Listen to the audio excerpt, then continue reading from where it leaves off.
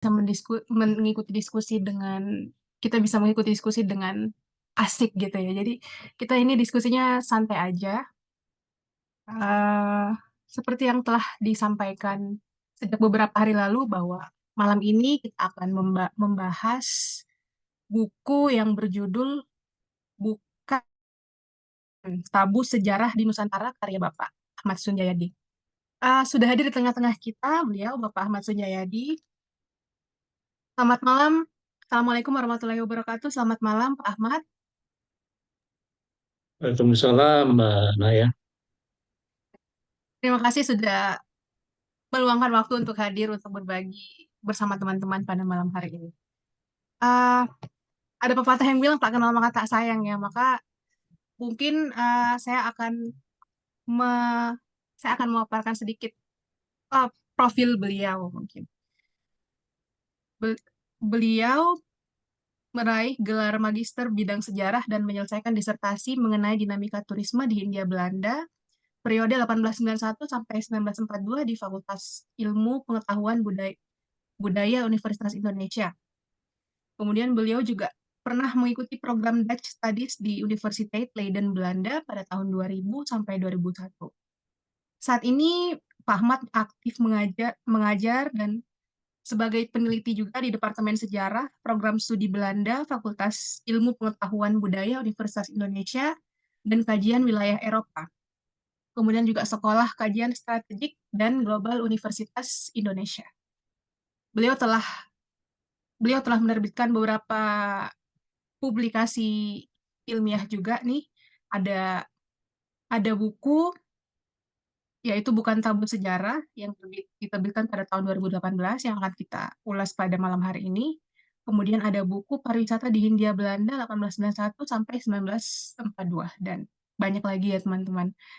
Beliau kalau kalau kita lihat nih concernnya banyak di ini ya di sejarah Belanda ya sangat menarik gitu. Kebetulan saya udah punya bukunya juga walaupun baru sampai 2 hari lalu di saya belum sempat baca tapi ini terus terang daftar isinya menarik loh teman-teman. Saya udah baca-baca sekilas, saya baca eh, tentang sejarah anak kolong. Ternyata di sini saya juga baru tahu di sini sejarah anak kolong itu seperti apa. Kenapa sih anak tentara itu disebutnya anak kolong gitu antara lain. Baik, langsung saja kita kita apa kita persilahkan kepada beliau untuk memaparkan mengenai buku yang beliau tulis ini. Apa sih sebenarnya yang ingin Bapak sampaikan melalui karya Bapak yang ini gitu. Kami persilahkan, Pak. Baik, Mbak Naya. Terima kasih atas kesempatannya juga teman-teman komunitas temu sejarah ya, Mbak Tiwi juga. Eh, ya ini sebenarnya bukan buku serius ya kalau kalau mulai dibilang karena kan saya banyak berkecimpung di penelitian. Eh, karena kalau kita lihat ya, ini tidak ada analisis, tidak ada apa teori atau pendekatan yang digunakan. Jadi lebih pada hal yang deskriptif. Nah, tapi di sini tema yang saya ambil mungkin tema yang untuk sebagian orang, saya tidak menyebut semua orang, tapi sebagian orang sesuatu yang menarik gitu.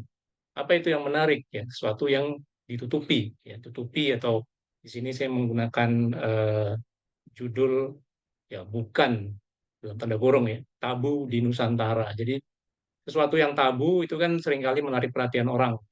Apa yang termasuk tabu ya macam-macam ya. Dan memang kalau kita eh, perhatikan atau kita lihat di sejarah gitu ya, yang berkaitan dengan hal tabu itu adalah seksualitas. Ya. Itu sesuatu yang benar-benar kita rasanya ingin tahu, tapi bagaimana mendapatkan informasinya sulit ya, karena memang ditutup-tutupi. Nah, semakin ditutupi, orang semakin penasaran, ya. Semakin ingin tahu. Ya udah, saya buka aja lah gitu. Saya coba untuk memperlihatkan bahwa hal yang dulu dianggap atau sekarang dianggap tabu, dulunya tidak. Ya.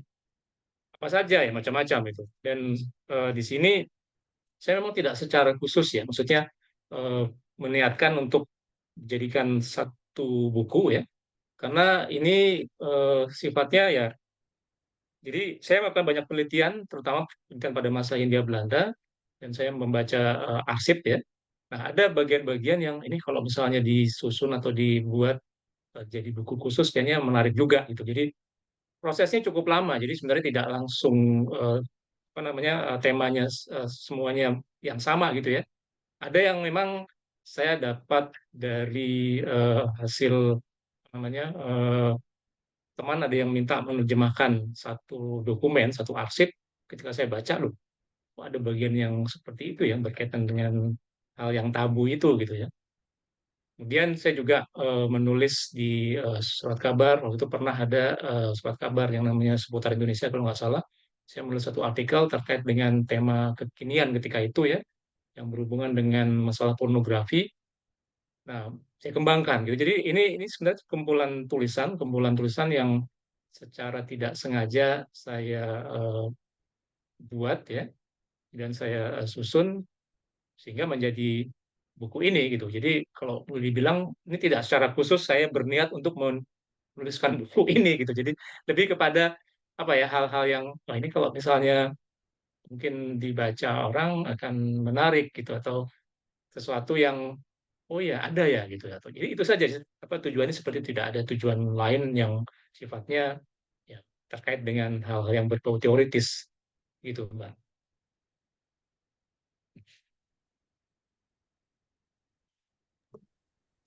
Pengumpulan datanya itu dari penelitian-penelitian yang Bapak lakukan gitu ya. Maksudnya apakah penelitian ini ada hubungannya dengan studi Bapak gitu? Eh, atau seperti apa Pak? Atau memang karena didasari karena perasaan senang aja gitu sama sejarah tentang Hindia Belanda? Ya, ya memang saya fokusnya adalah sejarah Hindia Belanda ya atau kita menyebutnya periode kolonial yang kalau dilihat dari apa tahun ya atau abad itu dari mungkin masa VOC ya sampai Hindia Belanda runtuh ya 1942. Jadi memang kalau tadi saya ceritakan ya, ketika saya misalnya menelusuri satu arsip gitu ya, kan saya tidak sengaja saya membaca ada sesuatu yang berhubungan dengan hal yang tabu ini ya. Atau misalnya saya membaca artikel di surat kabar atau majalah, saya tidak sengaja menemukan itu. Jadi saya coba untuk menyimpannya gitu, saya simpan, kemudian saya coba lihat, kemudian saya coba untuk tuliskan ya. Beberapa juga saya terinspirasi dari tulisan-tulisan para senior ya di dulu ada majalah mungkin sekarang masih ada ya majalah Intisari ya dan itu menarik juga itu terkait dengan apa hal-hal yang mungkin dianggap remeh-temeh gitu ya jadi Itu hal-hal komprehensif yang itu Pak, kecil Disari. ya Cukup yang komprehensif komprehensif kan gitu. kalau kita ya maksudnya begini sesuatu hal yang mungkin buat orang ah apa sih seperti ini gitu ya ya saya juga terinspirasi dari Pak Rosian Anwar ya beliau kan ada buku yang PT Histoire yang sejarah kecil itu ya jadi hal-hal yang seperti itu yang menurut saya ini belum banyak orang melihatnya gitu. Jadi eh, misalnya ya terkait dengan ya bagaimana perempuan-perempuan pada masa Hindia Belanda, perempuan Indo gitu ya, bagaimana statusnya. Kemudian ketika masa Hindia Belanda orang Indo itu bukan orang yang dianggap seperti yang sekarang. Kalau sekarang kan bisa jadi bintang sinetron, bintang film ya. Ketika itu Indo memang satu apa namanya keturunan Eropa dan pribumi, tapi justru mereka secara status di luar dari struktur yang ada. Nah, ini kan sebenarnya juga suatu hal yang menarik ya kalau kita melihat mungkin dari segi hukum gitu ya. Mereka tidak masuk kategori orang Eropa, tidak masuk kategori bumi putra, apalagi orang timur asing karena mereka ini campuran ya. Tapi di sini yang dimunculkan atau katakanlah stereotipe ya, itu terkait dengan bagaimana mereka itu di apa namanya secara seksualitas gitu ya. Itu yang banyak sekali dimunculkan, terutama dalam karya-karya sastra masa Hindia Belanda itu banyak sekali stereotipe orang Indo itu digambarkan seperti itu. Nah, ini saya coba lihat. Kemudian misalnya juga saya menemukan ada iklan-iklan yang berhubungan dengan urusan apa namanya kekuatan pria gitu kan. Ini memang ya mungkin bagi sebagian orang apa sih ini gitu ya. Tapi kan itu sampai sekarang masih ada gitu ya. iklan-iklan seperti itu ya, iklan obat kuat, kemudian iklan bagaimana menjaga stamina. Ya berarti kan memang kalau kita katakan ya dulu itu sudah ada dan memang ada gitu ya. Dan sekarang ini bagaimana? Mungkin tadi dikatakan bentuknya berbeda gitu ya. Tapi setidaknya ada akarnya. Nah ini karena kan saya di sejarah gitu ya, sejarah kan adalah akar ya. Saya coba untuk mencari akarnya. Nah, itu sebenarnya lebih ke arah sana gitu, Mbak. Baik, Pak. Kalau buku ini, kalau saya baca daftar isinya gitu ya, sebagian besar, mudah-mudahan saya nggak salah karena saya belum baca secara full juga, sebagian besar membahas mengenai seksualitas gitu ya, Pak. Pertanyaan Ya. saya, peran seberapa besar peran pengaruh budaya lokal dan asing terhadap konsep seksualitas di Nusantara? Ya. Nah, ini menarik ini kalau kita mendiskusikan apa namanya eh, konsep seksualitas ya. Karena ini adalah eh, sudut pandangnya berbeda gitu. Mungkin bagi orang Eropa ya, ini sesuatu yang eksotis gitu ya, karena mereka membuka orang Bumi Putra membuka sebagian tubuhnya diperlihatkan gitu ya. Tapi di satu sisi buat orang Bumi Putra ini hal yang biasa gitu. Jadi bukan sesuatu yang eksotis, yang aneh. Sebagai contoh misalnya dalam buku ini saya menceritakan bagaimana eh, gambar ya atau foto ya, foto-foto penari Jawa yang dikatakan semi terbuka itu dicoba dikenakan baju gitu, diberikan pakaian dengan cara di amplop, masukkan amplop. Jadi kartu pos itu dimasukkan dalam amplop karena dianggap ini istilahnya tidak pantas secara inilah, secara apa namanya, secara moral gitu. Jadi ini kan suatu hal yang menarik gitu ya. Buat kita kan biasa ya. Atau mungkin misalnya ketika penari-penari Jawa yang tampil di pameran di Paris itu banyak sekali penontonnya karena mereka ingin melihat sesuatu yang berbeda. Ya ini bagaimana itu kan kalau kalau di dalam konteks pandangan orang Eropa membuka bagian memperlihatkan bagian tubuh itu kan suatu yang ini apa namanya eksotis lah ya. Nah ini sekarang ditampilkan gitu. Jadi ada sudut pandang yang berbeda. Demikian juga dengan misalnya mungkin saya dalam buku ini juga menyebutkan ada ajaran-ajaran atau katakanlah yang berkaitan dengan seksualitas lokal gitu ya. Nah ini akan mungkin sampai sekarang kita bisa melihatnya sebagai bagian dari pelajaran apa namanya education sex gitu ya untuk masyarakat secara tidak langsung. Ya, ini kan tidak diajarkan gitu ya, tapi justru kita bisa mendapatkan banyak sekali pelajaran itu dari apa namanya kearifan lokal. Nah, ini yang juga saya kira menarik juga gitu. Kita coba coba angkatlah, coba kita perlihatkan bahwa tidak hanya yang berkaitan seks itu dari luar, dari barat. Kita pun punya itu. Ini beberapa contoh saja gitu, Mbak. Ada perbedaan gitu ya, Pak. Karena saya sedikit belajar hukum, seperti misalnya soal perzinahan gitu ya. Perzinahan dalam Kitab Undang-Undang Hukum Pidana itu, Kitab Undang-Undang Hukum Pidana itu kan kalau bisa dibilang, orang awam tuh bilang warisan dari Hindia Belanda gitu ya. Di situ perzinahan tuh baru dikatakan perzinahan kalau salah satu atau dua-dua pelakunya itu adalah terikat perkawinan gitu. Sedangkan dalam Islam itu perzinahan ya asalkan sudah ada persetubuhan tanpa ikatan pernikahan yang sah, itu udah masuk perzinahan seperti itu. Ya. Nah, ini menarik juga karena kalau misalnya dikatakan warisan dari pemerintah kolonial di India Belanda, ini mungkin akan nanti berkaitan dengan bagaimana menerjemahkan pasal-pasal pada masa India Belanda. Ini masih jadi persoalan sampai sekarang. Saya pun juga sempat diundang di beberapa kesempatan itu ya, terkait dengan mana sih yang benar itu ya, terjemahan yang benar untuk istilah ya, terutama perzinahan. Karena kalau misalnya di dalam konteks pasal-pasal dari Bad Book ya, Bad Book kan undang-undang yang dipakai pada masa kolonial itu overspell ya. Overspell itu apakah ini masuk dalam kategori ranah hukum ya? Karena kan seperti tadi yang diungkapkan tadi ya, ini ya ada persoalannya lain ya, berarti terkait dengan bagaimana menafsirkan atau menerjemahkan istilah-istilah yang dipakai gitu. Dan kalau tadi bicara tentang perzinahan ya, akan berkaitan juga dengan Zayden. Zayden itu kan moral. Itu ada lagi itu. Bahkan di dalam buku ini saya menyebutkan ada polisi moral ya yang memang dibentuk oleh pemerintah Ah ya, kolonial tujuannya untuk menjaga kesusilaan gitu. Jadi ini kayak maksudnya jadi macam-macam gitu. Dan kalau tadi polisi saya yang ditugasi bilang langsung gitu ya, Pak? ya ada khusus polisi yang tulisnya langsung gitu. Kan berarti serius gitu ya, sesuatu yang serius.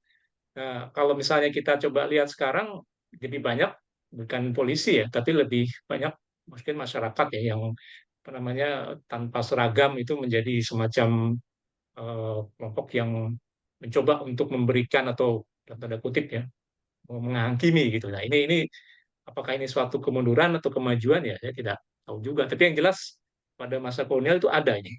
Tapi yang disasar adalah mereka yang apa yang dianggap ini ya terkait dengan homoseksual gitu. Jadi ada hal-hal yang mungkin sekarang saya kira sudah mengalami perbedaan ya ada pergeseran terkait dengan hal itu. Oh, berarti isu-isu homoseksual seperti itu pada era Hindia Belanda itu sudah ada juga ya, Pak? Sudah, Sudah maksudnya ada, sudah ada sudah ada. komunitas-komunitas.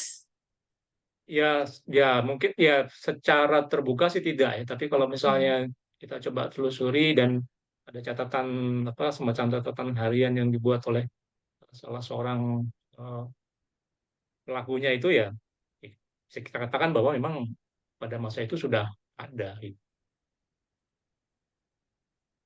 Oh, seperti itu ya, Pak. Menarik sekali gitu. Saya ngelihat sepintas di biografinya di sini daftar pustakanya, referensinya sampai banyak sekali rupanya majalah-majalah bahasa Belanda gitu ya, Pak. Apakah itu Bapak dapatkan dari, kalau saya lihat background Bapak, dari Leiden kah? Atau dari Arsip Nasional? Atau apa? Pengen tahu nih, Hmm. Pak. Ya, saya S1-nya adalah sastra Belanda ya. Jadi ini salah satu modal saya untuk mencoba menelusuri arsip-arsip, artikel surat kabar yang berbahasa Belanda. Dan kebetulan saya terbantu sekali dengan ada satu situs yang saya kira bisa dipakai juga teman-teman ya, delpon.nl. Ini situs yang memuat artikel atau surat kabar majalah secara digital. Ini saya sangat terbantu sekali. Ya sebelumnya di tahun 2000 mungkin 2003-2004 saya masih harus ke Perpustakaan Nasional itu untuk Hmm. menelusuri koran-koran dan surat kabar dan majalah gitu ya. Nah, kalau sekarang saya kira ini kita dimudahkan dengan data digital. Nah, sebagian juga saya harus langsung ke Arsip Nasional seperti yang saya cerita gitu.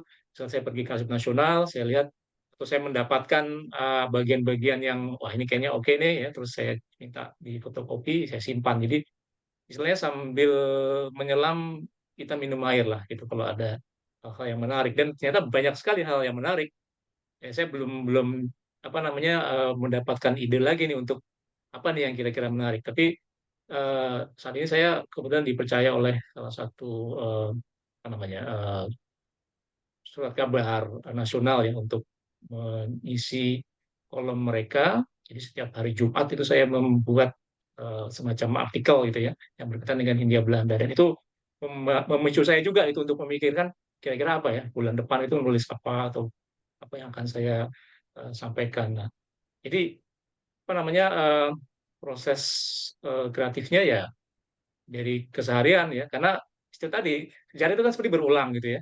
Ini kayak dulu ada nih seperti ini nih. Bagaimana bentuknya ya. Kemudian cobalah saya coba lihat itu. Sekarang jangan-jangan ngulang lagi gitu ya. Karena mungkin nggak lulus-lulus ini. Jadi ngulang lagi dengan bentuk yang berbeda. Tapi pada prinsipnya sama ya.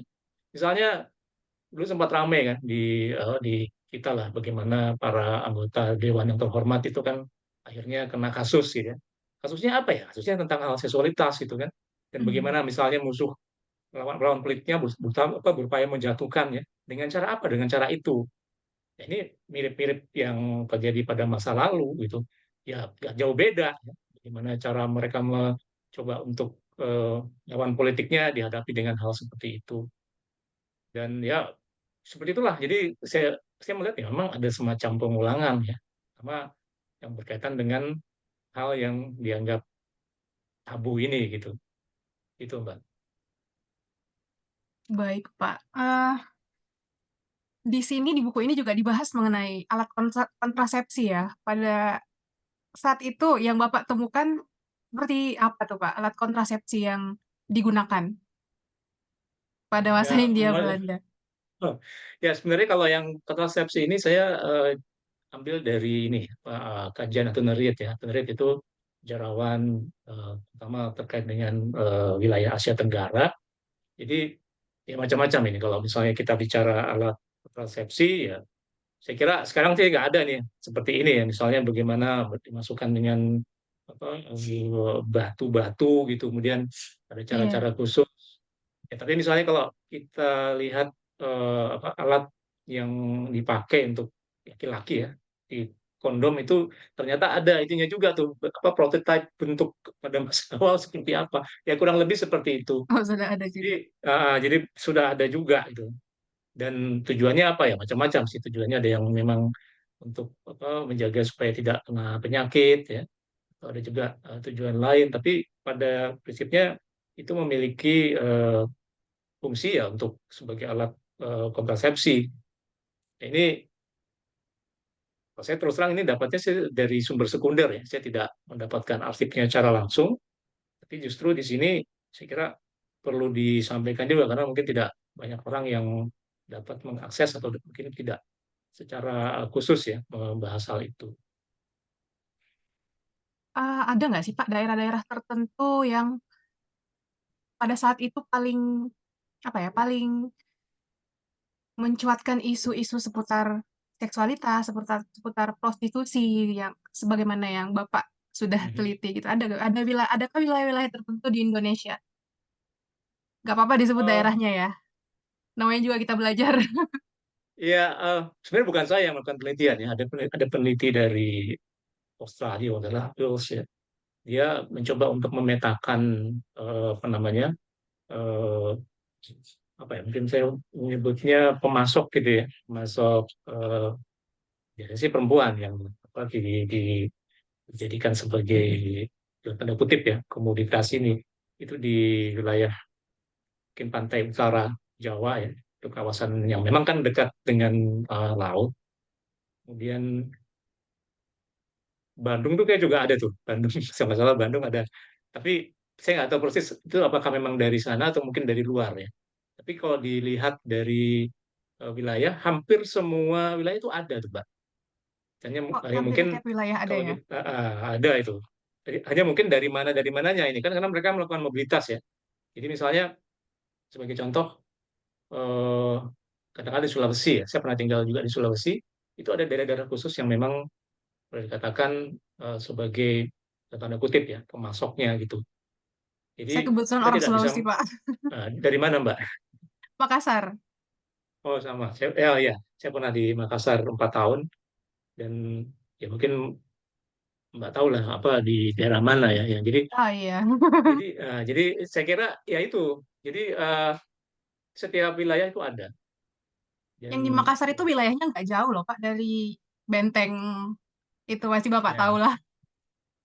nggak tahu sekarang udah berubah karena terakhir saya 2000 berapa 13 ke sana jadi saya nggak tahu mungkin atau mungkin udah bergeser juga ya sekarang ke Mungkin wilayah-wilayah ada, lain.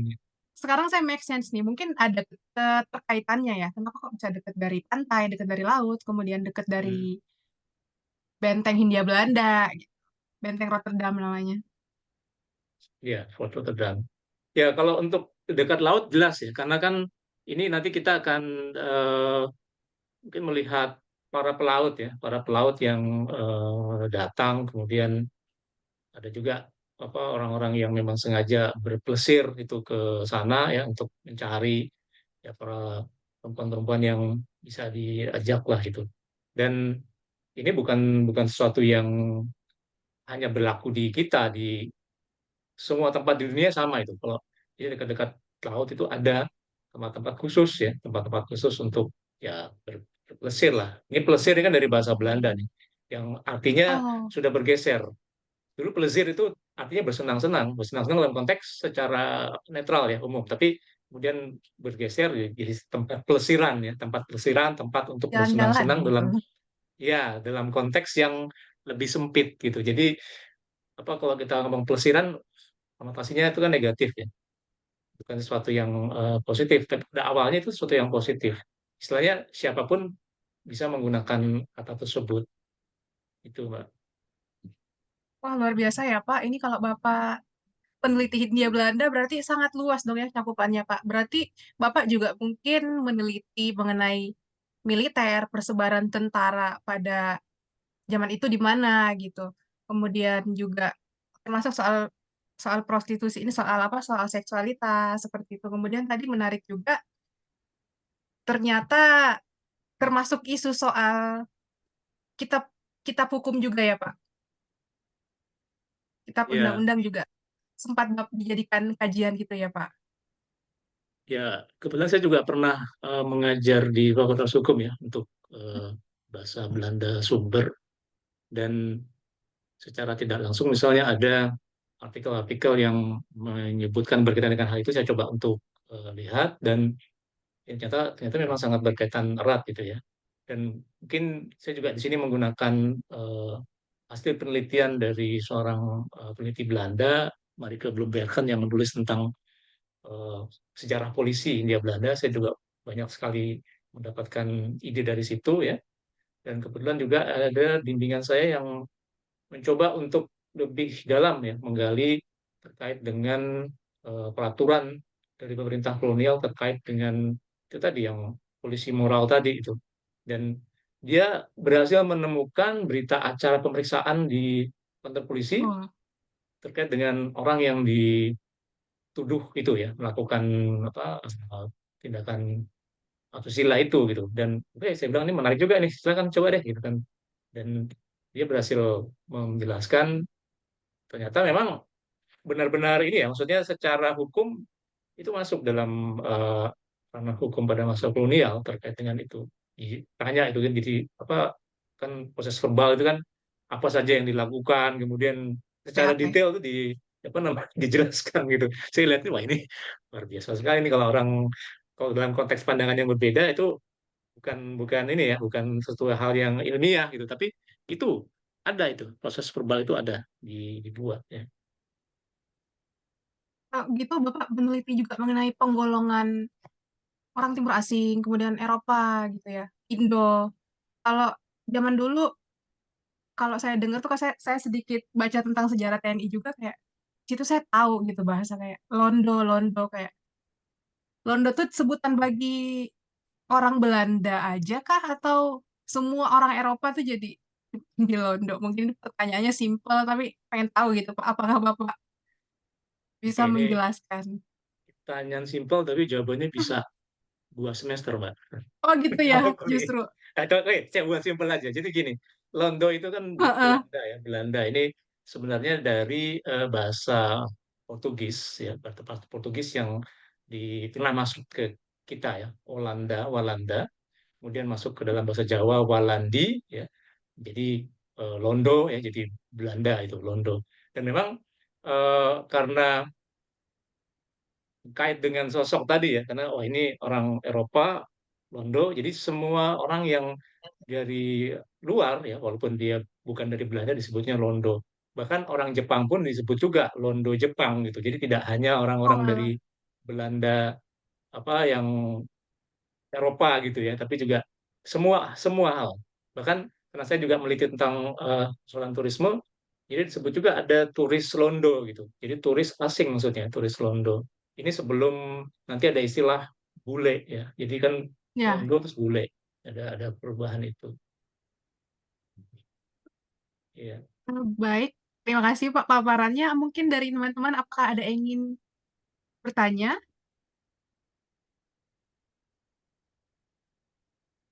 Ini dari Pak Reza ya di kolom komentar. Izin saya bacakan pertanyaannya ya Pak. Ya. Izin bertanya terkait seksualitas. Saya ingat salah satu bagian dari Anthony Reid Asia Tenggara dalam kurun niaga ada disebut di sana bahwa praktek kawin kontrak sekitar 6 bulan untuk para pedagang pendatang yang menunggu angin pulang. Autor menyebut bahwa wanita-wanita tersebut tidak dipandang lebih rendah meski menjual jasa yang dalam kacamata modern dilihat kurang ideal. Pertanyaannya dari proses penulisan Bapak, apakah Bapak menemukan afirmasi atau negasi statement tersebut, atau apakah menemukan hal yang berhubungan? Ya, oke. Dari Anthony Reid yang nulis tentang itu ya, ada semacam kawin kontrak ya. Eh, ya, ini suatu hal yang menarik sebenarnya. Jadi tidak sekedar apa namanya, kalau kita boleh mungkin kaitkan dengan tadi persoalan seksualitas gitu ya.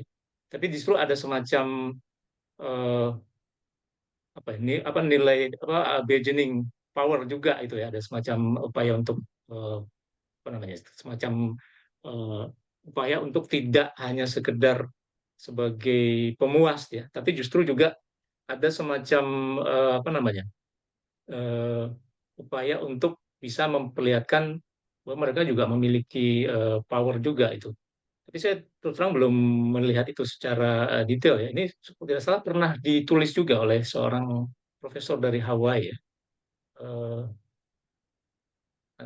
Intinya Leonard Andaya kalau nggak salah itu, dia juga menulis tentang hal ini terkait dengan perempuan-perempuan yang ya boleh dikatakan apa, jadi kawin kontrak ini ya. Ya, jadi memang di sini yang menarik adalah eh, perempuan Bumi Putra ini memiliki semacam ya apa Anda menyebutnya otonomi gitu ya. Ya, ini suatu hal yang mungkin berbeda gitu ya dengan apa namanya yang kalau di sini kan di wilayah puncak tuh ada juga tuh kawin kontrak ya dengan orang-orang Arab ya. Dan ya, saya nggak tahu juga apakah itu bisa disebut sebagai hal yang sama seperti yang disampaikan oleh Anthony Reid ya, atau justru ada bentuk lain ya dari hal itu. Demikian, Mbak. Baik, terima kasih Pak jawabannya. Apakah ada teman-teman dari teman-teman ada yang ingin bertanya lagi? Ini ada pertanyaan lanjutan nih Pak. Autonomi yang lebih ya Pak bagi para Ya, wanita. ya tadi saya sudah coba sampaikan memang bisa jadi hal yang seperti itu. Jadi bahwa perempuan-perempuan terutama pada masa itu juga tidak sekedar sebagai katakanlah pemuas nafsu saja, tapi juga memiliki peran gitu ya. Jadi di sini justru kalau boleh kita katakan pada masa itu ada sesuatu yang sebenarnya menarik ya terkait dengan peran perempuan yang kalau sekarang kita melihatnya kacamatanya, oh ini sepertinya hanya sekedar pemuas nafsu saja. Tapi ketika itu justru tidak, itu punya semacam power juga, punya otonomi juga ya. Jadi tidak sekedar sebagai pemuas nafsu saja gitu. Mungkin sebagai penyeimbang bahkan kalau tidak salah berkaitan juga dengan perdagangan. Justru para pendatang itu sangat membutuhkan peran perempuan ini ya, karena sebagai pihak yang bisa bernegosiasi gitu. Nah ini suatu hal yang menarik juga ya, walaupun mungkin dalam periode yang singkat ya, tadi menggunakan istilah kawin kontrak gitu. Tapi justru di sini peran perempuan itu tidak terbatas sebagai hanya pemuas nafsu saja, tapi punya peran yang lain. Nah ini yang saya kira ini sangat menarik gitu. Ada peran lain gitu ya Pak. Berarti apakah bisa diartikan bahwa perempuan yang melakukan kawin kontrak ini, perempuan Bumi Putra yang melakukan kawin kontrak ini, berarti mereka mungkin ada kelebihan, apakah punya kelebihan dari segi intelektualitas seperti itu pada saat itu Pak, atau seperti apa? Ya, bisa jadi, bisa jadi. Jadi justru mereka memiliki semacam kemampuan yang berbeda dengan perempuan pada umumnya gitu ya. Karena mereka punya kemampuan. Tadi saya menyebut bisa bernegosiasi. Karena kan yang datang itu pedagang ya. Jadi mereka katakanlah mencoba untuk ya dalam tanda kutip lagi ini memanfaatkan perempuan, tapi justru mereka juga dimanfaatkan oleh para perempuan itu. Karena kalau misalnya mereka memiliki intelektual atau kemampuan yang lebih dari yang pada umumnya, tentunya mereka juga bisa memanfaatkannya ya. Dan di sini peran para perempuan itu sangat penting sekali ya terkait tadi dengan konteks perniagaan ya, perdagangan gitu. Berarti kayak semacam bisa jadi semacam penghubung ya antara orang-orang Iya, yang datang ini, orang asing yang datang ini Ya, bagaimana persis ya. mereka tuh bisa lebih lebih apa lebih terhubung dengan masyarakat lokal sekitar gitu ya Betul, melalui perkawinan betul. kontrak ini. Ya, karena kan komunikasinya akan lebih mudah ya. Kan terkait dengan bahasa tadi. Kalau misalnya menggunakan bahasa yang mereka miliki belum tentu bisa dipahami. Tapi dengan adanya para perempuan ini justru mempermudah gitu ya. Jadi tujuan untuk berdagangnya akan lebih bisa cepat terlaksana lah gitu. Ya, ini ada teman kita yang ingin bertanya lagi. Silahkan Pak Ki Edi Martono Terima yang kasih. Oke, suara saya bisa didengar? terdengar Pak, terdengar. Bisa. Oke, baik. Mohon izin sudah open kamera ya karena sinyalnya kurang bagus di sini. Siap-siap. Gini, ya, Pak, saya mau tanya ini loh. Kalau kita mencari googling itu ya, cari data-data yang lama itu rata-rata pribumi itu dulu nggak pakai ini ya, ya katakan nggak pakai BH ya. Jadi mungkin hanya menutup bawah saja, yang atas gitu.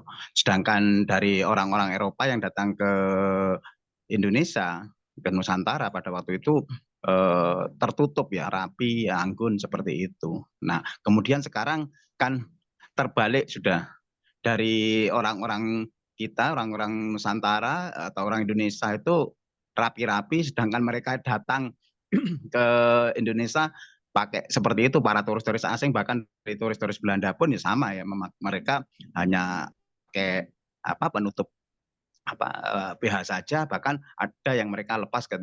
Kalau kita lihat di Bali terutama banyak yang mereka itu yang lepas gitu aja, jadi nggak pakai. Nah, pergeseran ini dimulainya kira-kira sejak kapan gitu Pak, kalau menurut penelitian panjenengan? Itu yang pertama.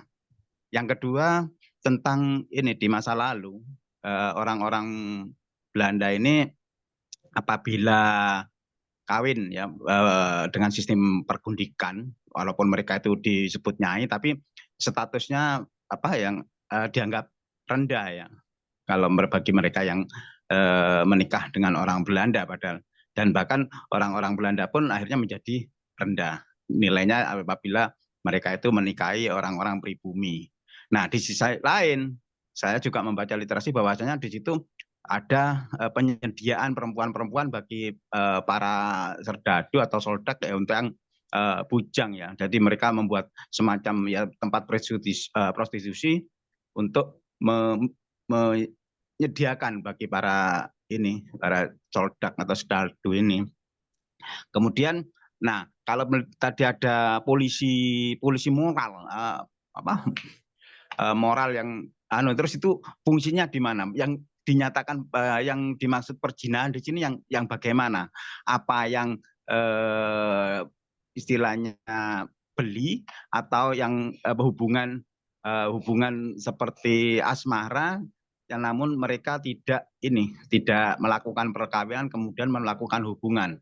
Apa yang mereka yang datang ke tempat-tempat prostitusi yang disediakan? Seperti itu. Terima kasih. Assalamualaikum warahmatullahi wabarakatuh. Waalaikumsalam warahmatullahi wabarakatuh.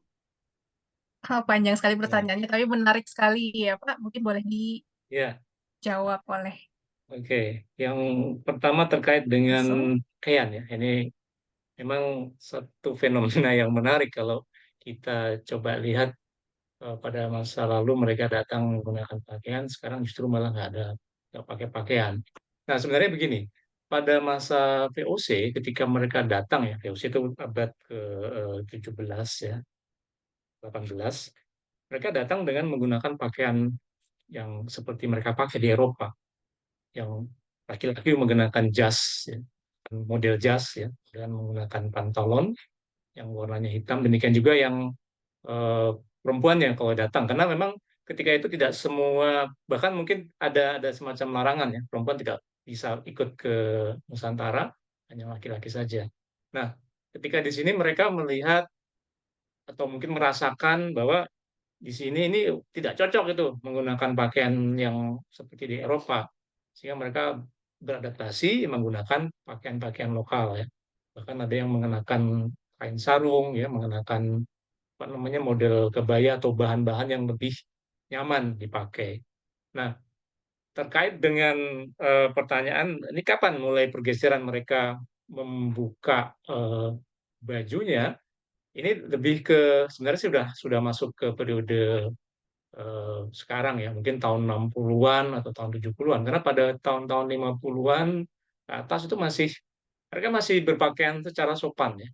Karena mereka punya punya semacam etika, punya aturan seperti itu. Bahkan di dalam buku panduan untuk para turis ya, itu ada pakaian yang dipakai tuh pakaiannya seperti apa, bahannya seperti apa.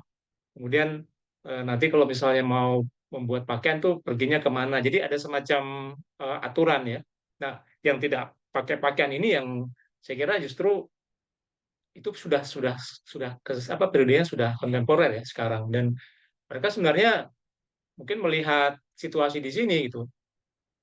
Waktu tahun mungkin saya ingat tahun 80-an nggak salah tuh di Bali itu masih tidak mengenakan baju atasan ya orang-orang Bali. Itu kan biasa. Di sana suatu hal yang biasa. Mungkin di tempat lain juga sama seperti itu. Bahkan di Makassar kalau tidak salah saya lihat ada kartu pos yang mengenakan tanpa ada penutup dada, tidak menggunakan BH. Itu biasa, suatu hal yang biasa.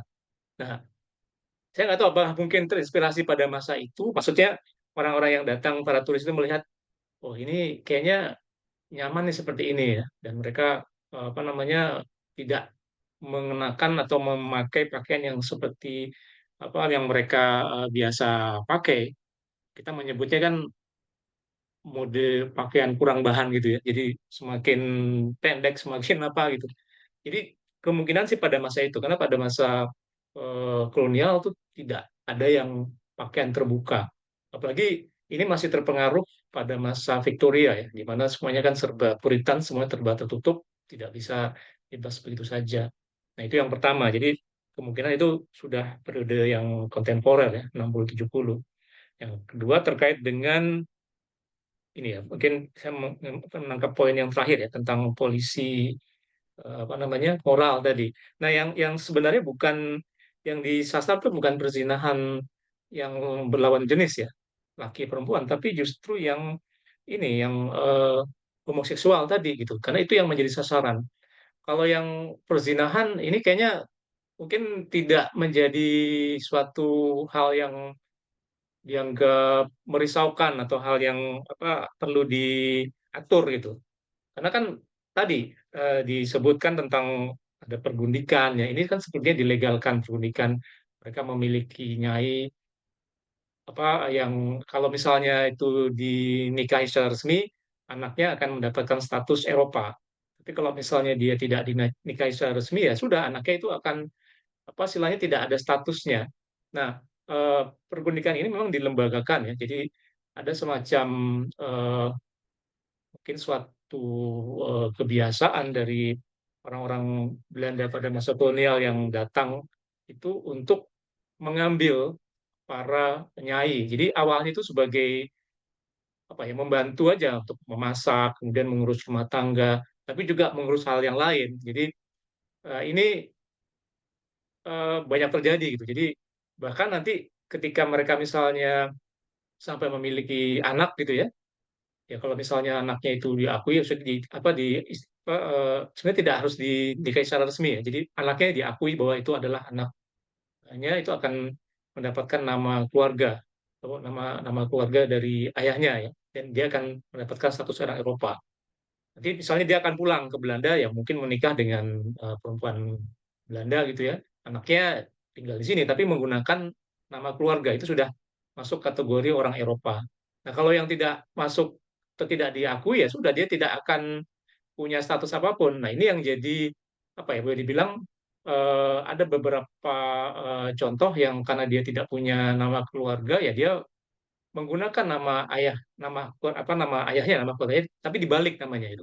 Ada yang seperti itu. Jadi ya untuk mencoba untuk apa namanya memperlihatkan bahwa mereka ini berbeda dengan masyarakat Bumi Putra karena tetap mereka tidak punya status ya di dalam struktur masyarakat Hindia Belanda, orang Indo yang tidak diakui oleh ayahnya ya tidak secara resmi ya kan sulit gitu. Jadi mereka kemana-mana juga bingung ya masuk ke apa dibilang orang Eropa juga bukan, dibilang orang Bumi Putra juga bukan. Jadi secara hukum ya mereka tidak punya ininya, tidak punya apa namanya, istilahnya kan ada pengadilan khusus untuk yang Bumi Putra, ada yang untuk orang Eropa.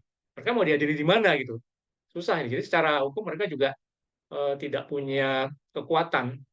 Nah, ini yang terjadi pada masa kolonial. Jadi ya sudah itu. Mereka mau tidak mau ya, kalau misalnya merasa lebih kuat sebagai orang Bumi Putra, ya akan menganggap Bumi Putra. Tapi pada dasarnya mereka masih mempertahankan bahwa mereka ini adalah orang campuran ya, orang-orang Indo.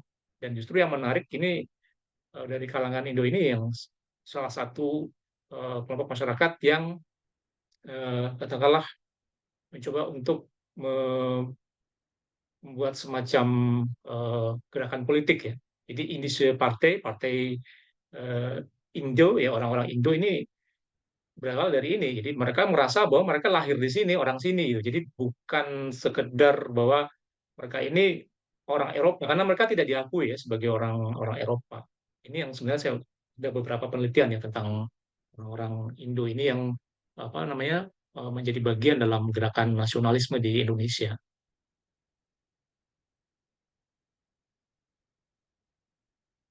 Yang tadi Pak soal polisi moral masih ada pertanyaan lagi tadi. Polisi moral. Ya, ya polisi moral ini lebih ke ini saya lebih mengejar orang-orang apa yang dianggap homoseksual karena eh, Hmm. dianggap ini apa ya seperti ya sesuatu yang tabu tadi gitu kan. Jadi kan ini kayaknya tidak sesuai dengan moral orang Eropa, moral orang Belanda. Jadi justru mereka mengejar-ngejar eh, mereka yang apa, dianggap homoseksual, kemudian juga mengejar orang-orang yang dianggap pedofili. Jadi ini fokusnya adalah mereka yang dianggap tidak normal gitu. Tapi kalau yang laki-laki dan perempuan itu sepertinya tidak ada masalah gitu. Bahkan mungkin jangan-jangan polisi sendiri juga apa punya apa namanya punya nyai gitu lah. Jadi ini yang sebenarnya juga kalau kita lihat fokusnya lebih kepada yang terkait dengan itu tadi penyimpangan lah dalam konteks pada masa kolonial itu.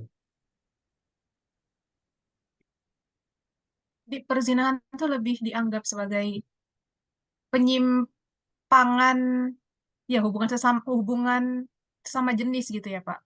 Ya, bukan yang laki-laki dan perempuan karena justru eh, apa ya Eh, mungkin mereka melihatnya dalam konteks yang ya seperti yang mereka yang praktikkan sehari-hari ya karena kan tadi ada disebutkan tentang ada pergundikan gitu ya pergundikan yang menurut mereka ini justru bagian dari apa ya, kebiasaan yang harus dipraktikkan oleh para pendatang orang-orang Eropa yang datang ke sini terutama para pria gitu jadi bukan sesuatu yang katakanlah luar biasa. Tapi jadi masalah kalau nanti misalnya mereka punya anak. Nah itu tadi kalau mereka punya anak ini jadi masalah. Kalau misalnya tidak punya anak ya tidak masalah. Karena kan kemungkinan para pendatang pria tadi kan pulang ya kembali gitu. Nah ini yang jadi masalah. Kalau misalnya mereka punya anak ya anaknya bagaimana? Ya kalau kalaupun diakui ya dia akan ikut status ayahnya sebagai orang Eropa. Karena kan itu di kalau dilihat strukturnya kan paling atas ya yang nomor satu. Tapi kalau misalnya tidak diakui ya sudah. Ada yang seperti itu tidak diakui dan saya kira ini juga eh, apanya menjadi bagian dari masyarakat di Hindia Belanda tapi tidak masuk dalam struktur manapun. Eropa tidak masuk, kemudian apalagi di apa Timur Asing karena mereka juga bukan orang Timur Asing, bahkan Bumi Putra. Jadi satu dua tiga mereka nggak masuk mana-mana. Itu jadi persoalan ya buat mereka. Kalau diakui ya itu bisa masuk ke yang satu. Kalau yang tiga nggak mungkin karena kan Bumi Putra. Kalau mereka mengatakan saya orang Bumi Putra ya tampangnya berbeda gitu dengan orang-orang putra pada umumnya itu Mbak. Malah yang tadi Bapak sebut ini ya, malah bisa masuk ke pergerakan nasional gitu ya Ya ada mereka. ada beberapa yang memang istilahnya karena begini pada masa itu kan tidak semua orang Eropa Belanda itu kaya gitu ya ada juga yang masuk kategori apa kelompok bawah ya nah ini yang kebanyakan orang-orang Indo itu ada di kelompok itu, dan mereka sangat kuat sekali terkait dengan gerakan nasionalisme karena mereka merasakan mereka lahir di sini, mereka bukan bukan pendatang gitu. Hmm, siap, Pak. Terima kasih atas jawabannya. Ini ada teman yang ingin bertanya lagi. Ada Kak Vicky Setia Ekawati. Silahkan, Kak.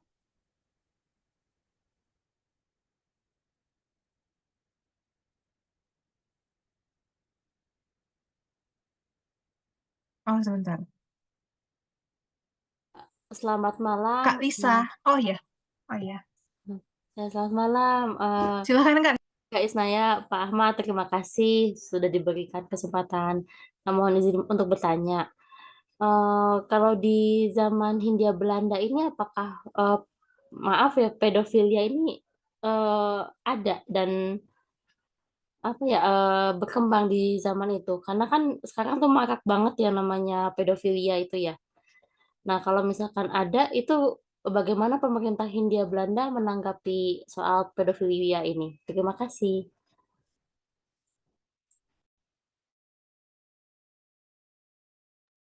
Boleh langsung dijawab, Pak Ahmad, Oke, ya baik. Nah, mengenai pedofilia.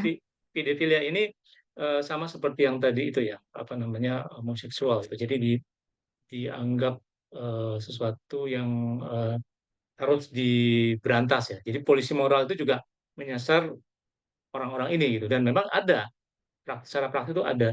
Dan ini eh, dalam buku Marike van Bloemberg kan juga disebutkan ya. Jadi polisi moral itu juga menyasar eh, mereka yang menyimpang ini gitu. Dan penanganannya tentunya kalau tadi bilang apa ada satuan khusus polisi yang sengaja dibuat untuk ini ya, berarti pemerintah menganggap ini suatu hal yang serius gitu. Jadi ada masalah kalau itu ada.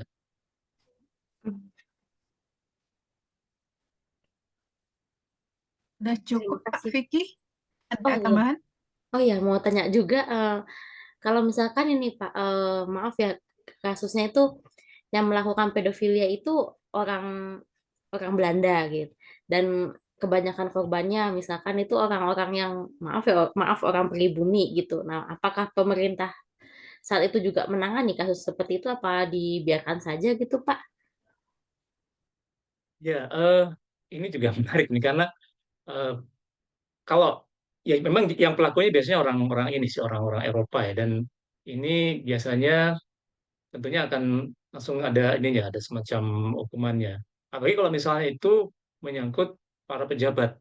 Nah, ini banyak sekali, bukan banyak ya, maksudnya ada eh, semacam, saya membaca ini di salah satu laporan ya, laporan yang berkaitan dengan salah satu pejabat, dia anggota apa ya, anggota semacam dewan lah, anggota dewan gitu.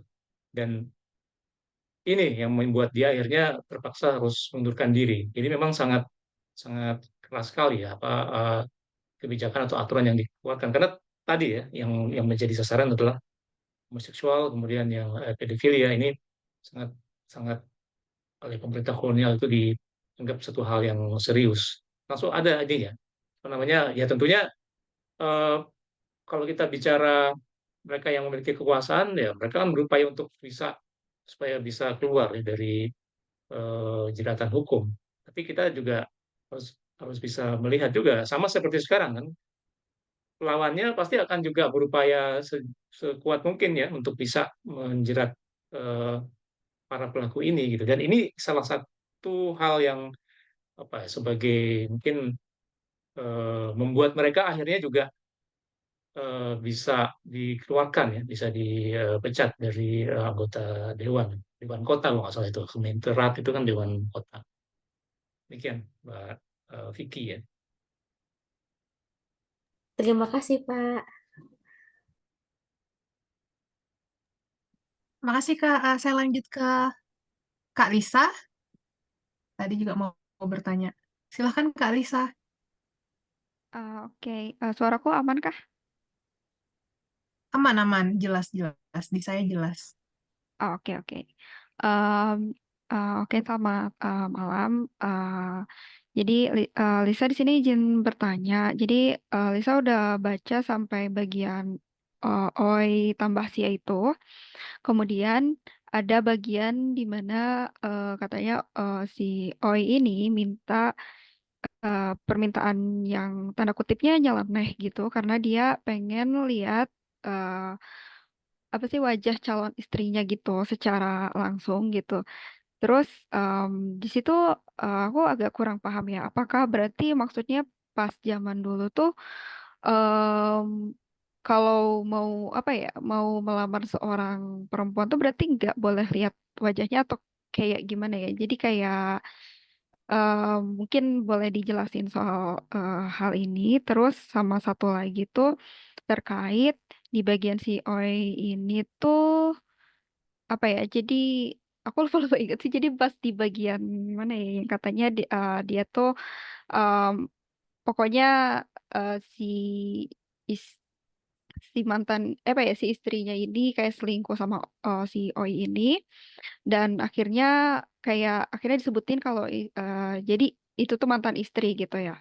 Nah, dari situ aku jadi bertanya apakah terkait dari bagian yang dimana suami-suami biasanya menjual istrinya, apakah biasanya itu juga sih itu tuh kayak pasangan ini tuh melewati proses perceraian dulu kah atau kayak gimana gitu? Soalnya aku baru nemu kalimat mantan istri itu di bagian si Oi ini gitu. Jadi yang lain tuh kayak kayak aku mikir itu masih dalam status pernikahan gitu. Itu sih yang aku mau tanya. Terima kasih. Ya, ya, baik, terima kasih Mbak Sama-sama, Lisa ya. Mbak. Ya, silakan dijawab, Pak. Oke, ini tentang ini ya yang di judulnya kisah Playboy Batavia ya, Oi tambah sia. Ya, mungkin yang pertama terkait dengan yang ada semacam apa adat untuk tidak melihat wajah calon istrinya. Saya kira ini kalau kita lihat film-film apa yang berlatar Cina kan juga seperti itu ya. Jadi ditutupi wajahnya itu baru bisa dilihat setelah resmi menikah ya. Ini saya kira bagian dari adat ya. Nah, yang kedua terkait dengan yang itu yang mantan istrinya itu ya. Ini karena memang Tambasya ini kan terkenal playboy gitu ya. Jadi kalau kalau misalnya saya terus terang ini saya tidak menggunakan sumber primer ya. Jadi saya tidak melihat secara kronologis bagaimana berapa kali dia menikah gitu ya. Tapi memang ini terkenal sekali gitu di Batavia ya, Tambasia itu. Kan ada kalau nggak salah ada filmnya juga ya, difilmkan bagaimana dia dengan eh, gayanya, kemudian intinya predikat playboy itu sudah sangat melekat erat ya di eh, apa namanya di nama Oita Basia ini. Jadi kemungkinan memang ini istrinya yang pernah dia nikahi kemudian apa istilahnya tadi disebutkan saya juga lupa ini juga sudah cukup lama jadi terkait dengan itu tadi ya reputasi dari Oita Basia sebagai playboy di Batavia pada abad ke-19 ya tidak salah. Kira begitu ya Mbak Lisa ya. Eh, apakah ada tambahan lagi, Mbak Lisa? Kak Lisa? Berarti yang adat yang nggak boleh lihat apa sih si calon istrinya itu lebih ke adat Wajahnya, di wajahnya ya. ya wajah istrinya itu apakah lebih ke adat Tionghoa gitu atau emang Kayaknya itu seperti itu. adat Indo? Bukan bukan adat Indo. Saya kira itu. Bahkan kalau nggak salah juga di apa yang pakai cadar itu ya. Di cadar baru bisa dibuka setelah resmi gitu. Jadi sebelumnya tidak boleh melihat wajah istrinya, apa calon istrinya gitu. Ah, oke Pak, makasih. Makasih, Kak. Eh, ada Kak Ongki ingin bertanya? Silakan, Kak. Selamat malam Pak. Selamat malam. Izin bertanya mungkin Malam. untuk buku ini saya belum baca, mungkin saya baca buku itu yang PTP sama Persit Hindia Belanda pas bantuin teman skripsian. Mungkin yang menjadi pertanyaan saya apakah perkembangan gitu prostitusi di suatu daerah ini disebabkan juga gitu oleh perkembangan ekonomi gitu di suatu daerah gitu. Karena pas saya melakukan skripsi penelitian itu saya membahas tentang sosial ekonomi itu di daerah tempat penelitian saya itu yang fokus itu ada perkebunan tebu ya, kemudian ada pabrik gula. Nah, sebelumnya itu tidak ada prostitusi, tapi setelah saya baca-baca juga yang di laporan Minerba Komisi itu ada gitu perkembangan prostitusi gitu Pak di daerah tersebut. Apakah prostitusi ini disebabkan oleh faktor ekonomi, apakah karena faktor kebutuhan biologis laki-laki itu Pak? Terima kasih Pak. Baik, terima kasih Mas Ongki. Ya, ini menarik ya. Maksudnya kalau kita kaitkan dengan perekonomian, jelas di mana ada permintaan, ada penawaran gitu ya. Ini kan hukum ekonomi dan kita bicara di sini tadi disebutkan ada perkebunan, ada pabrik ya. Bahkan jalur rel kereta pun juga bisa dimasukkan dalam kategori eh, menumbuhkan prostitusi ya. Karena ini terkait dengan banyak sebagai bentuk apa infrastruktur. Jalan raya juga sama ya, bagaimana pembangunan jalan di beberapa tempat ini juga menjadi eh, apa diiringi ya dengan prostitusi karena terkait dengan kebutuhan juga itu. Jadi ada eh, kebutuhan yang saya kira ini juga eh, banyak sekali ditemukan ya. Misalnya di perkebunan tembakau di Delhi itu juga ada secara khusus ya eh, mereka yang melakukan praktik ini karena memang ada ininya, ada pasarnya gitu. Dan kalau kita mundur lagi ke belakang, itu di daerah apa ada benteng ya, benteng-benteng itu di luarnya itu juga ada seperti itu. Jadi sejauh ada yang memerlukan atau membutuhkan ya, bukan memerlukan, bukan memerlukan yang membutuhkan. Saya kira ini akan terus ada. Eh, Tadi saya menyebut ada jalur kereta ya, dan tadi mengatakan ada perkebunan, pabrik ya, jalan itu juga saya kira penuh apa bisa juga di apa menjadi salah satu faktor munculnya prostitusi ya. Tapi untuk pelakunya bisa jadi bukan dari wilayah itu ya, dari luar ya yang datang ke situ karena tadi di awal sempat juga saya katakan ada beberapa wilayah di Indonesia ya, hampir di semua wilayah itu ada kantong-kantongnya dan memang di sini prostitusi ya berkaitan dengan perekonomian ya, jadi perkembangan perekonomian dan ada wilayah-wilayah tertentu yang berkaitan dengan itu. Misalnya tadi di dekat pelabuhan ya, dekat dekat laut itu juga sangat kuat juga ya terkait dengan ini. Demikian Mas Ongki. Gimana Pak Aongki? Ada tambahan? Ya Ada Pak, tanggapan? terima kasih atas jawabannya. Berarti benar ya Pak, pergeseran prostitusi ini tidak terjadi karena di daerah satu tapi ada kayak dikirim gitu Pak. Karena saya baca-baca juga itu bukan di daerah tempat apa fokus militer saya di Majalengka, tapi kayak di daerah-daerah tangganya gitu yang sudah berkembang. Kemudian ketika udah ada pabrik, kemudian ada jalur rel kereta api yang STS itu baru ada prostitusi ya Pak. Itu ya. Terima kasih Pak.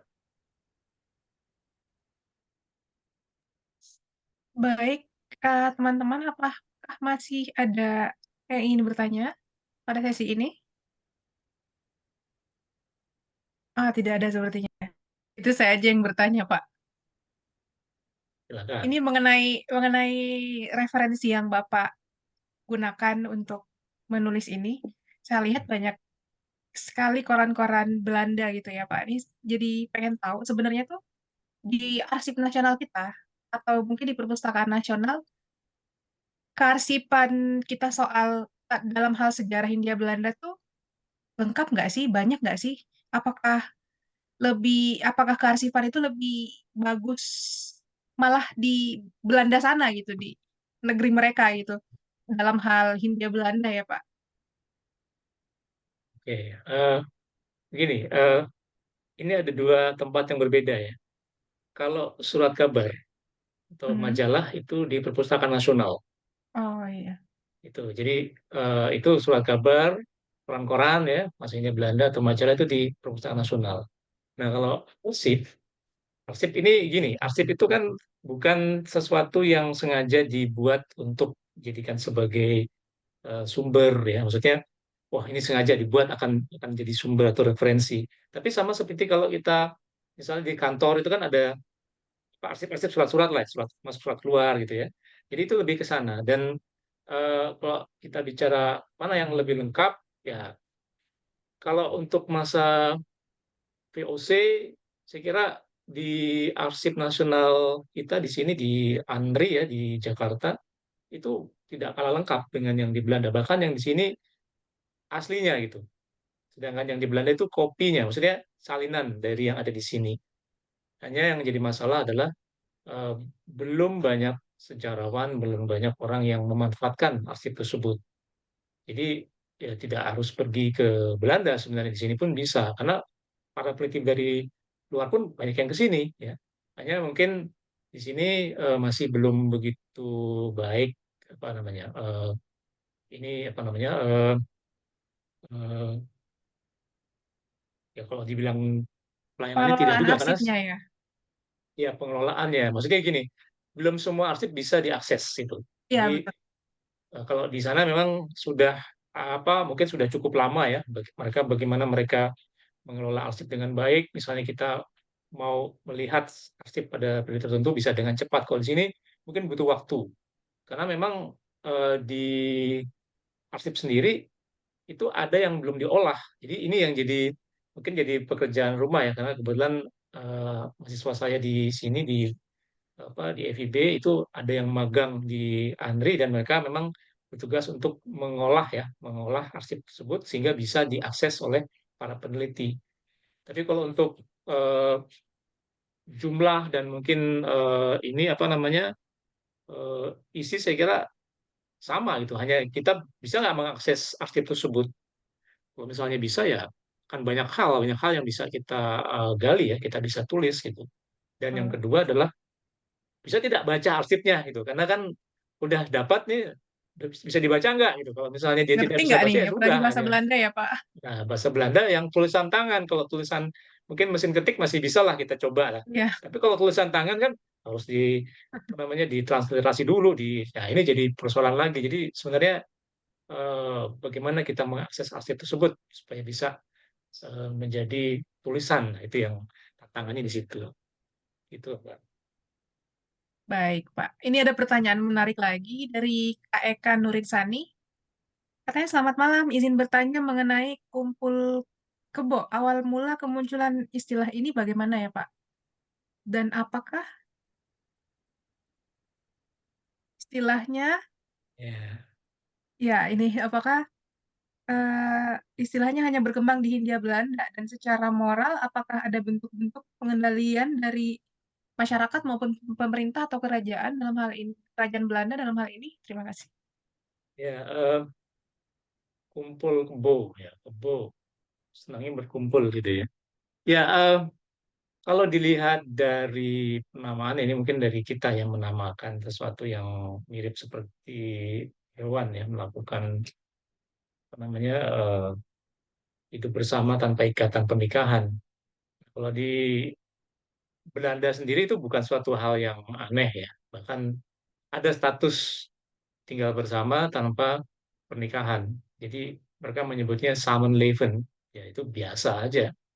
Bahkan nanti sampai punya anak banyak itu anaknya banyak mereka belum menikah itu enggak jadi masalah karena setelah cara hukum ada aturannya itu mereka terikat dalam apa namanya hidup bersama gitu ya tanpa harus menikah. Nah di sini saya kira jadi suatu hal yang eh, kan kita nggak punya status itu kan maksudnya ya pernikahan ya memang harus diikat secara resmi gitu ya. Jadi ini saya kira eh, itu tadi mungkin kalau misalnya kita tarik ke belakang pada masa kolonial yang Bunikan tadi bisa dikategorikan seperti itu gitu. Tapi kan mereka tidak menyebutnya sebagai kumpul kebo. Ya, mereka hanya mengatakan saya punya nyai dan ini anaknya saya dengan nyai gitu ya.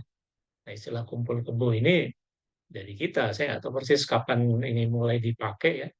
Tapi melihat kerbau selalu berkumpul, ini masuk kerbau. Tapi dalam konteks masyarakat di Hindia Belanda, apalagi kalau misalnya ini terjadi laki-laki Eropa dengan perempuan pribumi tanpa ikatan menikah, itu tadi masuk kategori yang tadi itu yang pergundikan tadi, pernyaian, nyai gitu ya. Jadi tidak menyebutnya istilah kumpul kebo. Kumpul kebo itu kan baru eh, mungkin periode kontemporer yang dikaitkan dengan konteks di sini. Karena kalau di Belanda sendiri itu biasa itu. Jadi kehidupan bersama, samenleven ya, mereka samenleven. Jadi mereka menyebut pasangannya itu partner, menyebutnya bukan bukan suami, bukan istri, partner. Dan ada teman saya juga yang istilahnya mereka udah punya 2 anak, gitu kan, ada yang punya anak lebih dari itu, tidak menikah secara resmi. Nanti kalau misalnya mereka oke kita menikah ya, mereka secara resmi gitu, karena ada aturannya. Mereka punya aturan seperti itu. Jadi saya kira ini ada perbedaan ya. Kalau di Indonesia ini kumpul kebo disebutnya, tapi tidak ada secara legal ya, resminya tidak ada kan. Kalau misalnya di sana di Belanda ya ada masuk dalam kategori. Jadi ada ininya, kamu nikah ataukah samenwonen ya, samenwonen mereka menyebutnya samenwonen, tinggal bersama. Jadi bukan sesuatu yang ini apa namanya, secara moral itu justru yang tadi itu yang lebih dekat dengan penyayan, pergundikan. Karena ada pandangan negatif ya, terutama setelah banyak perempuan Belanda yang datang ke sini. Jadi pada awalnya yang datang itu banyak kan kaum pria. Jadi kenapa mereka mengambil para nyai atau para gundik ini? Karena perempuan Belandanya sangat terbatas.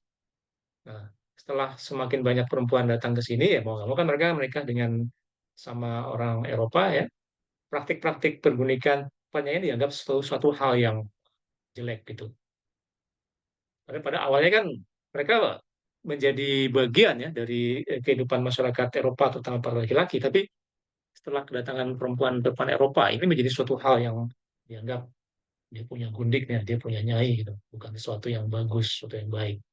Nah, ini kembali lagi, itu kan ada semacam dinamika ya, ada semacam perubahan dalam masyarakat ya, terkait dengan tadi kedatangan perempuan-perempuan Eropa yang akhirnya semakin banyak datang ke sini kan.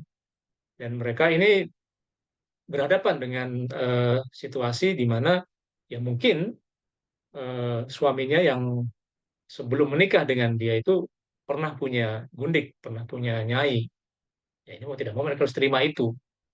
Kan kira ini dalam struktur masyarakat Hindia Belanda terjadi ini. Ini suatu hal yang memang ada dalam masyarakat Hindia Belanda ketika itu. Demikian ini Mbak, siapa Mbak Eka ya. Terima kasih pertanyaannya. Gimana Kak Eka? Apakah ada yang ingin ditambahkan?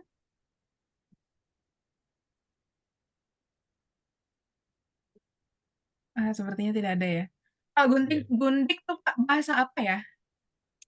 Dari Eh, serapan dari bahasa mana ataukah dari sini gitu? mungkin dari sini ya, atau saya juga nggak, saya belum coba untuk telusuri ya, gundik. Ya. Nah, Karena kalau kalau nyai ini menarik dengar-dengar ini. kalau Kalau ya hmm, gimana Mbak? kalau apa istilah gundik tuh kan kayak di film-film tahun Hmm, mungkin tahun 60-an, 70-an kita masih familiar dengan kata-kata itu ya di dialog ya, film gitu. Tapi kalau sekarang udah kurang familiar sepertinya istilahnya mengalami pergeseran gitu. ya, ya konotasinya kan negatif ya. Nah, tapi mungkin tadi ini ya, nyai ya. Ini Iya, nyai ini sebenarnya ini semacam peniruan dari orang-orang Eropa, orang Belanda ya.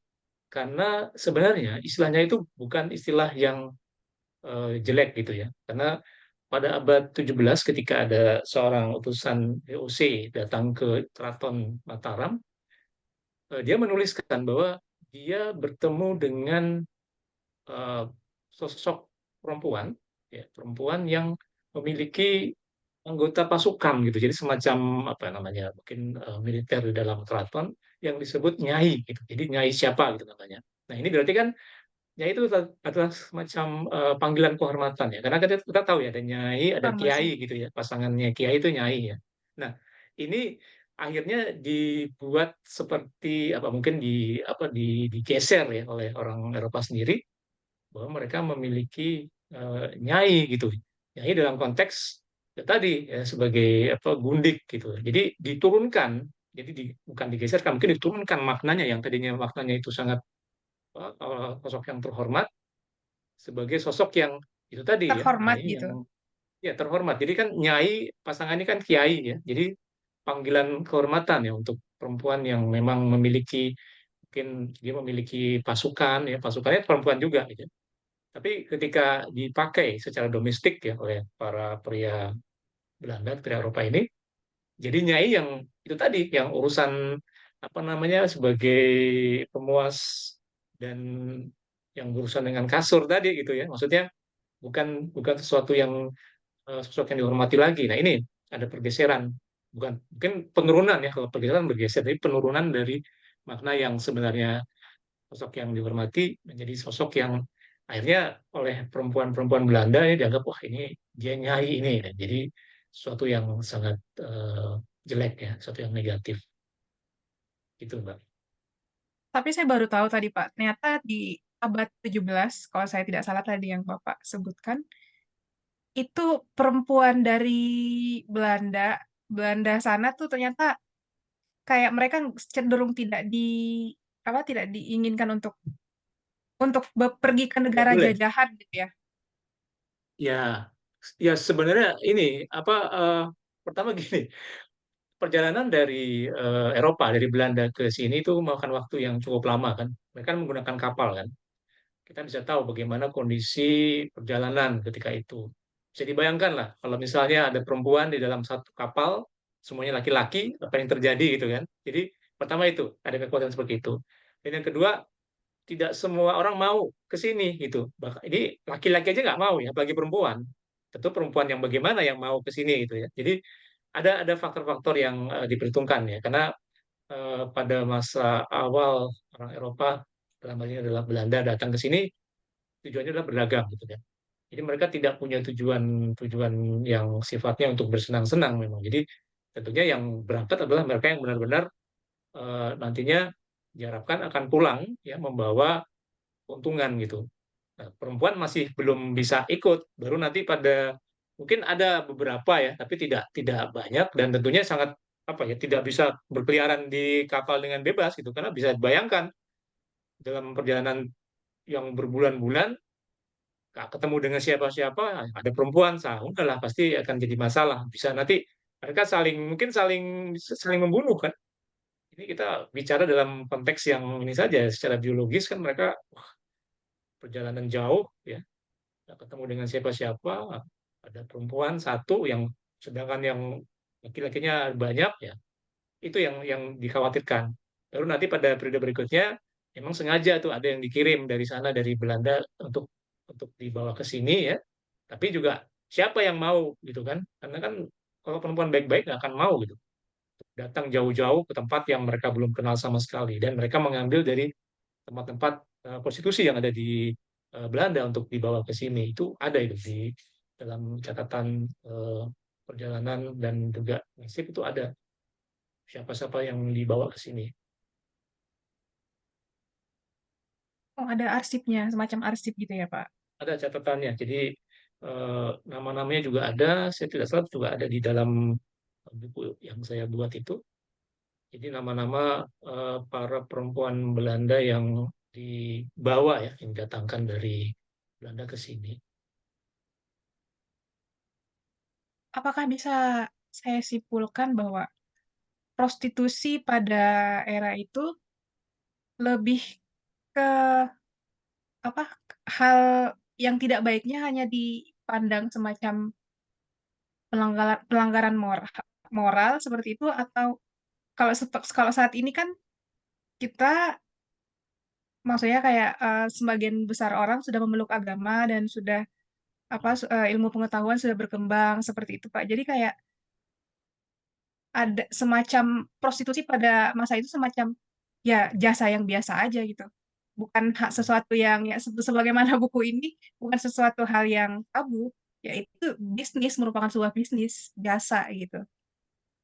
Ya seperti yang judul saya kan bukan tabu di Ya, Nusantara. Jadi kan ya dalam tanda kutip kan sesuatu yang tabu di masa sekarang pada masa lalu mungkin dianggap biasa, bahkan dilegalkan gitu ya. Jadi misalnya di masa VOC ada khusus tempat apa semacam kalau sekarang mungkin kafe gitu ya, dibuat demikian rupa, dikelola oleh eh, perempuan.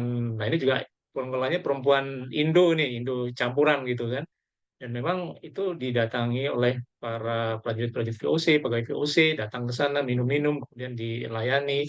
Jadi memang eh, bukan sesuatu yang sifatnya kalau kita bicara moral ini suatu yang buruk, karena ini memang sengaja dibuat ya, karena kan terkait dengan kebutuhan biologis gitu.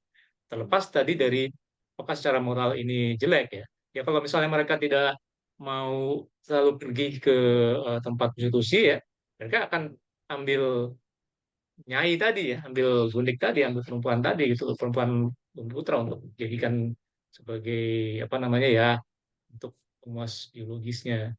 Jadi ada yang seperti itu, ada juga yang memang apa, sering ke tempat prostitusi ya. Nah, tapi baru ketika semakin berkembang ada semacam wah ini ternyata bukan suatu hal yang bagus ya, suatu hal yang secara moral bagus, tapi oleh pemerintah itu memang dibuat sedemikian rupa, terutama sebagai apa namanya, ada yang mengatakan sebagai untuk memperkuat moral para prajurit gitu kan, supaya ketika bertempur itu semakin ini hmm. loh, semakin kuat. Itu ini ada hal lain lagi gitu. Tapi setidaknya oleh pemerintah ketika itu atau mungkin pihak VOC ya ada tempat-tempat yang sengaja dibuat ya untuk itu. Jadi bukan justru dilarang, bahkan mungkin dianjurkannya ya udah ambil aja grundig lah daripada bolak-balik ke tempat prostitusi kan, belum kena penyakit segala macam kan jadi masalah juga. Jadi tempat prostitusi pun juga diatur ya. Jadi ada apa namanya pemeriksaan rutin buat perempuan-perempuan yang ada di sana gitu. Jadi ya benar-benar seperti bukan hal yang tabu gitu sesuai dengan judul buku ini, hal yang biasa karena apa, merupakan bagian dari kehidupan masyarakat ketika itu. Menarik itu Pak, ada sampai ada pemeriksaan segala ya. Ada di buku ini saya Kalau nggak sebutkan. salah di Jakarta tuh, kalau nggak salah di Jakarta tuh pernah dilegalkan juga kalau nggak salah ya ini prostitusi. Di era Pak Ali Sadikin. Ya, ya betul. Pada masa Bang Ali itu ya sengaja di apa namanya ditinggalkan. Ya, ini juga pada masa Soekarno pun juga kalau nggak salah para prostitue ini juga ini ya apa ikut berjuang juga untuk justru untuk ini apa namanya mencari informasi dari musuh. Ini menarik juga ini pada masa revolusi ya, pada masa Bung Karno. Jadi macam-macam lah ini apa kalau kita bicara ini bisa dari berbagai aspek gitu ya. Jadi tidak hanya aspek yang jelek saja, tapi juga ada aspek lain. Jadi mereka juga ternyata berjuang juga itu bagian dari revolusi Indonesia. Dan ini saya kira kalau dimasukkan dalam buku sejarah akan wah jadinya punya pandangan yang berbeda. Jadi bukan sesuatu yang kan kalau dalam buku sejarah kan hal yang baik-baik ya, hal-hal yang heroik gitu, hal-hal yang memang terkait dengan kepahlawanan. Tapi kita, kita tidak pernah menyangka bahkan para perempuan-perempuan ini juga ternyata turut berjuang juga, punya punya jasa juga gitu dalam apa revolusi di Indonesia. Nah, ini yang ya mungkin sisi lain ya. Jadi kalau kita bicara sejarah kan tidak selalu yang pahlawan-pahlawan aja yang muncul ya. Mungkin ada hal-hal atau mungkin tokoh-tokoh kecil yang juga berperan ya dalam revolusi di Indonesia.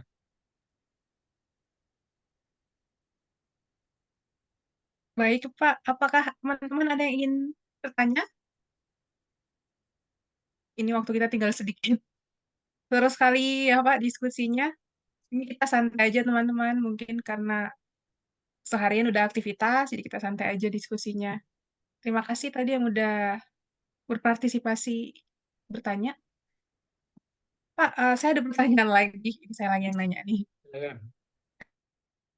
Pertanyaan lagi, apakah Bapak meneliti mengenai kerajaan-kerajaan, khususnya kerajaan-kerajaan yang di Jawa, seperti eh, Kesultanan Jogja, kemudian Surakarta, dan juga Solo pada zaman kolonial itu, apakah Bapak juga meneliti tidak mengenai kerajaan di era itu? Karena ada yang mengesankan ya mereka kerajaan sih tidak merasa dijajah seperti itu. Beda dengan rakyat-rakyat biasa.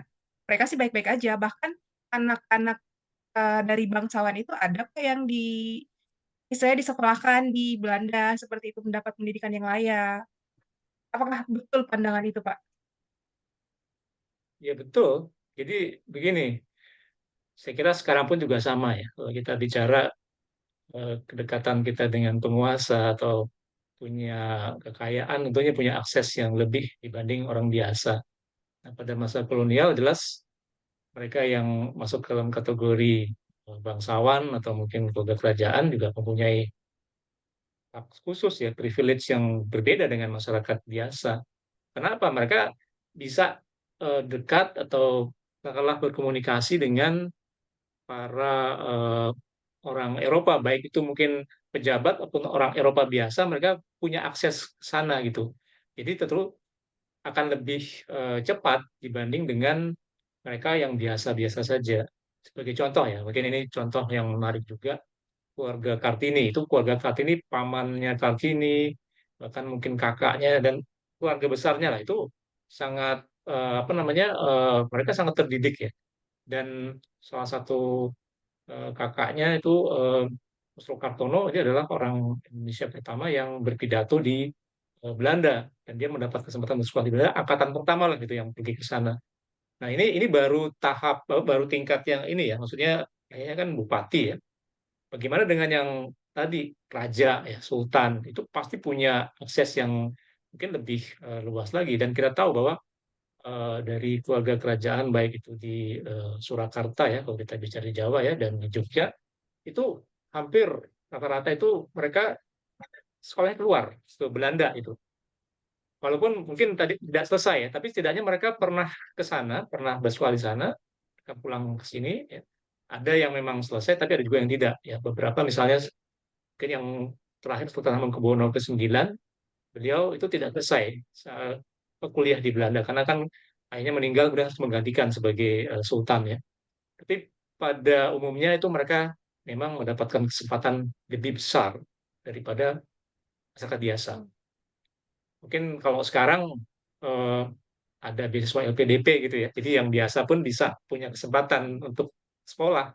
Nah, ketika itu kan ya kalau dia dekat dengan penguasa ya mungkin, tapi sepertinya kalau dia bukan keluarga bangsawan agak sulit gitu untuk bisa mendapatkan akses pendidikan. Ini cerita lain lagi nih, kalau misalnya kita bahas ini, ada juga terkait dengan akses pendidikan pada masa kolonial, tapi setidaknya benar memang kalau pada masa itu mereka yang statusnya bangsawan ya, statusnya itu katakanlah mungkin pegawai biasa saja bisa bisa punya akses gitu ya untuk mendapatkan pendidikan yang lebih dibandingkan dengan penduduk biasa. Itulah, jadi ini saya kira akan menarik juga itu, karena ada nanti pergeseran juga ini yang tadinya itu keluarga bangsawan, kemudian nanti pada abad 20 eh, melalui pendidikan lah tuh. Jadi tidak hanya bangsawan saja yang punya kesempatan, tapi juga masyarakat biasa. Tapi mereka ini tentunya terpilih juga gitu, nggak semua orang ya, semua orang karena itu tadi ya, terkait dengan kemampuan intelektual. Demikian, Mbak. Seperti Bung Hatta ya, Pak, ke sekolahnya di Belanda, kalau nggak salah. Ya, Bung Hatta kan ayahnya juga pejabat kolonial juga ya. Jadi Hmm. saya sebutkan siapalah itu yang bukan dari pejabat kolonial. Kalau ada, ini menarik ini bisa jadi satu bahan penelitian yang bagus, karena kalau saya lihat rata-rata mereka ayahnya atau entah pamannya itu pasti ada Pasti kaitannya ada dengan ya. itu. Pasti ada. Kalau yang dari orang biasa ya sangat jarang ya. Tapi setidaknya mereka intinya pernah bersekolah di Hindia Belanda, sekolah kolonial itu yang menjadi ini ya, mungkin saya nggak tahu Pak, eh, Mas Marco ya, ini mungkin mendengar Mas Marco yang menulis Student Hijau.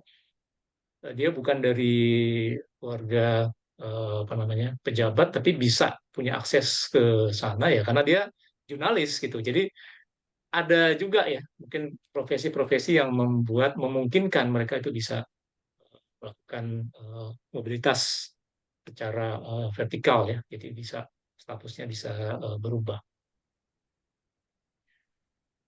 Baik, terima kasih Pak. Ini kita dibatasi oleh waktu.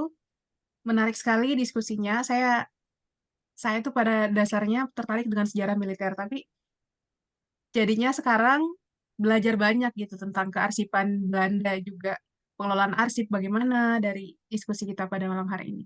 Terima kasih teman-teman yang telah bergabung. Mungkin sebelum kita akhiri sesi ini, mohon dinyalakan monitornya ya untuk kita foto bersama nih.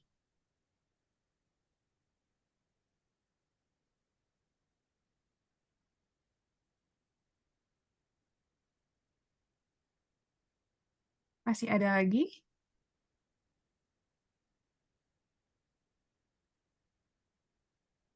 Oke, baik. Saya ambil fotonya ya.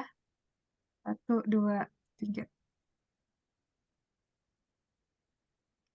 Terima kasih teman-teman. Terima kasih juga Teh Tiwi atas amanahnya, kepercayaannya, sehingga saya bisa memandu diskusi pada malam hari ini. Terima kasih banyak Pak Ahmad, sharing yang sangat Sama. menarik sekali. Semoga di lain waktu dapat sharing lagi nih, karena sejarah Hindia Belanda ini sangat luas dan pasti sangat menarik untuk kita gali seperti itu, karena mereka sangat lama mendekam di negeri kita gitu. Terima kasih banyak. Wassalamualaikum warahmatullahi wabarakatuh. Selamat malam. Waalaikumsalam warahmatullahi wabarakatuh. Malam, sehat Waalaikumsalam selalu. warahmatullahi Selamat wabarakatuh. Terima malam. kasih, Pak Ahmad. Selalu. Terima kasih teman-teman.